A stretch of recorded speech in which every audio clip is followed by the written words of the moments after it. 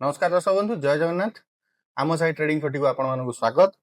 पूर्व वीडियो रे आमे आलोचना करथले स्टॉक मार्केट कौन, स्टॉक मार्केट केमिति काम करे, शेयर केमिति लिस्टिंग हुए, तो कौन केमिति परे मन रे क्वेश्चन आसे जे काहेकि मु काहेकि स्टॉक मार्केट रे इन्वेस्ट करिवि।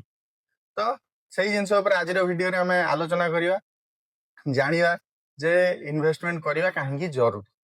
तो सपोज धरि नियंतु आमर जनकर गोटे एवरेज इनकम होउची केते टका 50,000 टका धरि नियंतु मु मनकर 50,000 टका जण इनकम करूची ता धेरु प्रति वर्ष तार सैलरी हाइक सपोज धरि नियंतु 10% 10% सैलरी हाइक तो केही दउ नांती कोन से कंपनी जॉब रे कि गवर्नमेंट जॉब रे तो मिलुनी फिर भी गोटा को धरि नियंतु आमे मैक्सिमम टारे 10% धरि नवा ताले इन्फ्लेशन बा कॉस्ट ऑफ लिविंग रे हाइक केते परसेंट होउची ना 8% प्रति वर्ष मिनिमम टा होउची 8 ରୁ 10%। सपोज आज मोर एज धरि नियंतु 30 वर्ष बयस तो मोर 50,000 इनकम रु 30,000 मोर एक्सपेंस रे पड़ेबो, रेस्ट मो पाखरे बंचुची केते ना 20,000 टका। तो ओवरऑल वर्षकु मोर इनकम केते टका ना 6 लाख टका होउची जोतरे कि मोर एक्सपेंस 3,60,000 टका पड़ोची आउ रेस्ट बंचुची मो पाखरे 2,40,000 टका। जदि मु खाली ताको सेविंग करे प्रति वर्ष किछि इन्वेस्ट करे ना करिविनी किछि करिविनी खाली सेविंग करी तो यदि सेविंग करी मोर आगामी केते वर्ष रहिला चाकरी तो सपोज धरि नियंतु गोटा बयस मैच्योर हवा केते 50 वर्ष गोटा लोकर 60 वर्ष जाई चाकरी धर रहउची किंतु एक्चुअली केते गोटा 50 वर्ष बेलू जणे बुढ़ा हो तार आउ कौन सेमिति आउ तार शौक तार ये सब किसी ये करथिबो तो धरि नियंतु 20 वर्ष रे मोर यदि मु खाली सेविंग करी करी चले ताहले मोर टोटल अमाउंट केते हेइतो ना 1,78,90,693 टका मु सेविंग करथि तापरे बयस हे जाइथिबो लाइफ टाइम सेविंग धरि नियंतु सपोज 1,79 लख आमे काउंट कर दा 1,80 लख मु 20 वर्ष सेविंग करछि जमा केते ना 1,80 लख टका तादरे कोन करी ना जेबे बयस बढ़िबो मु तादरे घर किन देली गाड़ी कर देली सरी गला पैसा शेष रिटायरमेंट बेलू मो पाखे सेविंग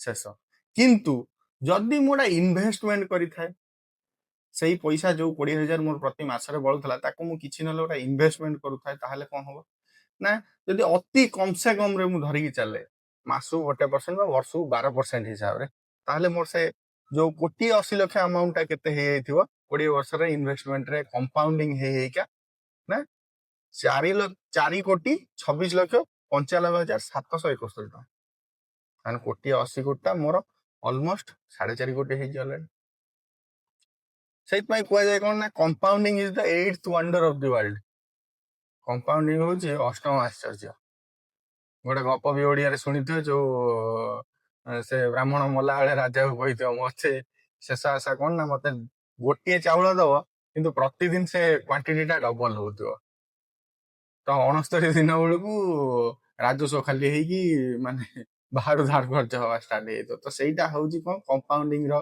पावर जे टंका रू 2 टंका 2 टंका रू 4 टंका एमती बढ़िला बेलू गोटे टाइम रे से एते अमाउंट हे जाइथिबो जे ताको हमें कैलकुलेट भी करि परियानी तो 12% रे जदि हमें केवल कंपाउंड करू बेसी नुहे मासको 1% ताले हमर 1.5 कोटी 4 कोटी हे जाउछ ताले एबे कहंतु इन्वेस्टमेंट करिया जरूरी कि नु तो ताले कोट इन्वेस्ट करिया तबे क्वेश्चन आसीबो मन रे कोट इन्वेस्ट कर परिया हमें ना फिक्स्ड इनकम इंस्ट्रूमेंट रे इक्विटी रे रियल एस्टेट रे कमोडिटी रे तो एवढा डिटेल ले बुझिबा जे फिक्स्ड इनकम इंस्ट्रूमेंट कोन कोन सब ना सपोज धरि नियंतु हमर कोन फिक्स्ड इनकम इंस्ट्रूमेंट गुडा होची कोन ना बैंक रो फिक्स्ड डिपॉजिट जोडा एफडी कहउछु हमें आ गोटा होची कोन ना गवर्नमेंट इश्यूड बॉन्ड जोडा G sec bond T bill bond ए सब बॉन्ड रे भी हम इन्वेस्ट कर परिया तापर गवर्नमेंट रिलेटेड एजेंसी रो बॉन्ड गुडा जेमति गेल हुडको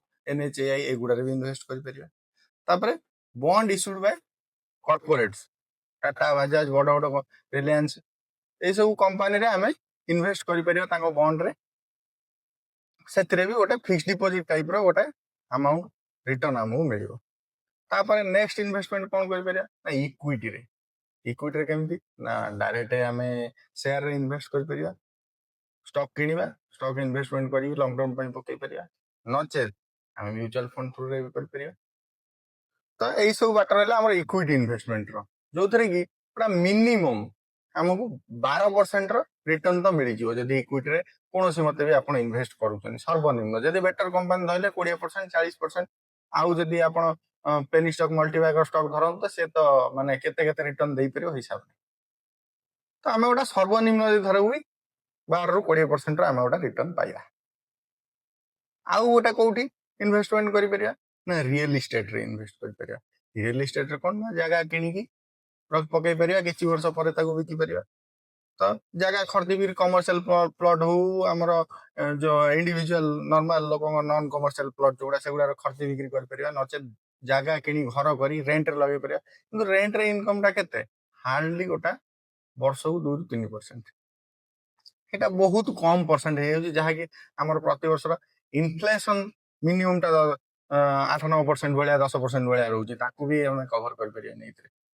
ତ ତାପରେ ଆଉ କୋଉଥିରେ କରିପାରିବା ନା କମୋଡିଟି। କମୋଡିଟି ହଉଛି କଣ? ଯେମିତି ଆମର କ୍ରୁଡ ଅଏଲ ହେଲା, ଯେମିତି ଆମର କଣ ସେଗୁଡା ମାନେ ପ୍ରିସିୟସ୍ ମେଟାଲ୍ସ ଗୁଡା ହେଲା, ସେଇଥିରେ ବି ଆମେ ଇନଭେଷ୍ଟ କରିପାରିବା। ତାକୁ ବି ଷ୍ଟକ୍ ମାର୍କେଟରେ ଆମେ କିଣିକି ପକେଇ ପାରିବା। ଗୋଲ୍ଡ ହେଲା, ସିଲଭର ହେଲା, ସିଲଭର ଡାଇରେକ୍ଟ କିଣିପାରିବା, ପ୍ଲସ୍ ଗୋଲ୍ଡ ସିଲଭର ଯୋଉ ବଣ୍ଡ ବି ମିଳୁ ତାକୁ ବି କିଣିପାରିବା। ଏମିତି ରିଜର୍ଭ ବ୍ୟାଙ୍କ ରୁ ବି ମାନେ କଣ ଡିଜିଟାଲ ଫର୍ମରେ ବି ଗୋଲ୍ଡ କିଣିପାରିବା, ଏମିତି ସବୁ କରିପାରିବା। ଆଉ ତ ଆଜ ପର October 2022 typical return from FD ହଉଛି କେତେ ନା 5-6%। ଯଦି ଆମେ ଅକ୍ଟୋବର 2022 ଗୋଟେ ଟିପିକାଲ ରିଟର୍ନ ଦେଖୁ, ଆଜିକା ଡେଟରେ ବି ଅଲମୋଷ୍ଟ ସେଇ ସମାନ ଅଛି। 5-6% ଗୋଟା ମାକ୍ସିମମ୍ ବ୍ୟାଙ୍କର ରିଟର୍ନ ଆଉଛି। ପୋଷ୍ଟାଲରେ କୋଉଠି ଲଙ୍ଗ ଟର୍ମରେ 7% ଦଉଛି, ସେଇ 5-7% ଆମେ ଧରି ଚାଲିବା। ଗଭର୍ଣ୍ଣମେଣ୍ଟ ବଣ୍ଡରେ ସେଇ 5% ଭିତରେ ହିଁ ରହୁଛି। କର୍ପୋରେଟ ବଣ୍ଡରେ ଆମେ 9-10% ପାଇପାରିବା। ତାହେଲେ ଆମ ପାଇଁ ବେଷ୍ଟ ଇନଭେଷ୍ଟମେଣ୍ଟ ପ୍ଲାନ କୋଉଟା ହେଇପାରିବ?